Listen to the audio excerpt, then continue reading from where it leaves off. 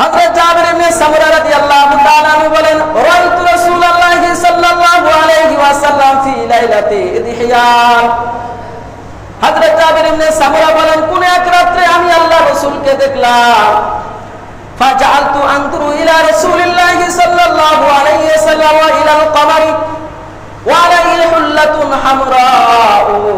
কোন এক রাত্রে বেলায় আমি আল্লাহর নবীকে দেখলাম, তার শরীরে এক জোড়া লাল ডোরা পোশাক পরিহিত অবস্থায়। ফাজআলতু আনজুরু ইলা রাসূলিল্লাহি সাল্লাল্লাহু আলাইহি ওয়াসাল্লাম ওয়া ইলাল কমার। একবার আমি আল্লাহর রাসূলের দিকে তাকাই, আর একবার আকাশের চাঁদের দিকে তাকাই। একবার আল্লাহর নবীর দিকে তাকায়, আর একবার আকাশের চাঁদের দিকে তাকায়।